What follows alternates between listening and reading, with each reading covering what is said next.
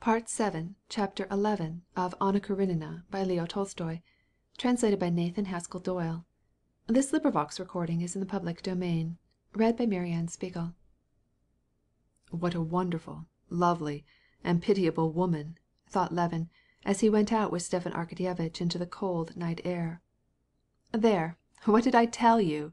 demanded Oblonsky, as he saw that Levin was perfectly overcome. "Wasn't I right?" "Yes," answered Levin thoughtfully. "An extraordinary woman. Not only intellectual, but she has a wonderfully warm heart.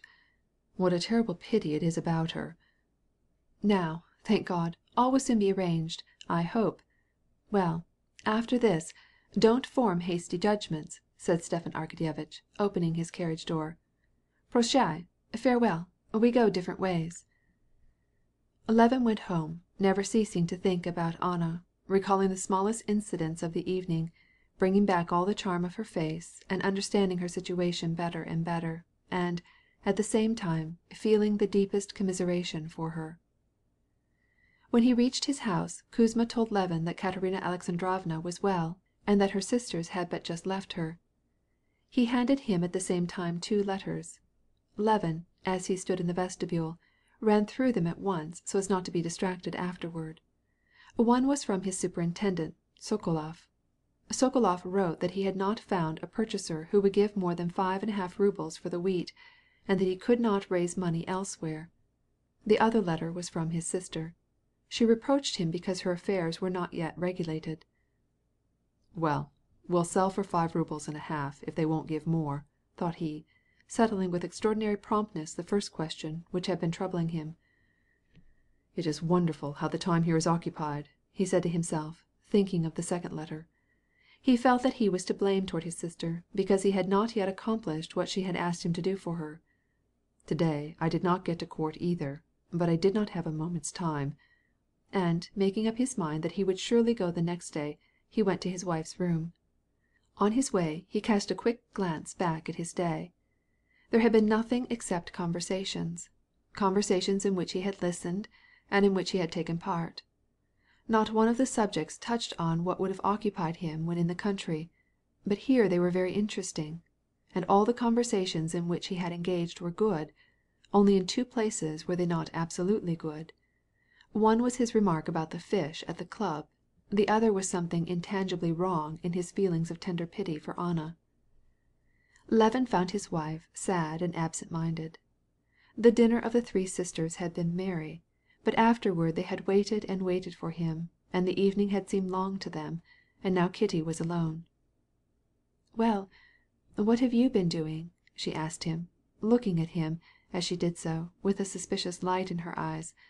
But she took good care to conceal her intentions, so as not to prevent him from telling her the whole story, and with an encouraging smile she listened as he told her how he had spent the evening. "Well, I met Vronsky at the club, and I am very glad of it. I felt very much at my ease with him, and enjoyed it. Of course, I shall try to avoid him, but still henceforth I shan't feel that awkwardness in his society." As he said these words he remembered that in order not to avoid him he had immediately gone to Anna's house, and his face grew red. "Here we say the peasantry drink, but I don't know which drink more, the peasantry or men in society. The peasantry drink on festival days, but—" Kitty was not interested in the question of how much the peasantry drank. She saw her husband's face glow red, and she wanted to know the reason. "Well, where else did you go?" "Stiva insisted on my going with him to Anna Arkadyevna's," answered he, blushing more and more, and his doubts as to the propriety of his visit to Anna were decided for him. He now knew that he ought not to have done so. Kitty's eyes opened wide and flashed at the mention of Anna, but she restrained herself, and, concealing her emotion, she misled him. She merely said, "Ah!" "You are not going to be vexed with me because I went? Stiva begged me to go, and Dolly wanted me to." "Oh, no," said she, but in her eyes he saw a look which boded little good. "She is a very charming woman, who is very much to be pitied. A good woman," continued Levin, and he described the life which Anna led, and gave her message of remembrance to Kitty. "Yes, of course she is to be pitied," said Kitty when he had finished. "Whom did you get a letter from?" He told her, and, misled by her apparent calmness, went to undress. When he came back he found Kitty in the same armchair. When he approached, she looked at him and burst into tears. "What is it? What's the matter?" he asked with some annoyance, for he understood the cause of her tears. "You are in love with that horrid woman. She's bewitched you. I saw it in your eyes. Yes, yes. What will be the end of it? You were at the club. You drank too much. You gambled, and then you went. Where? No, this shall not go on. We must leave.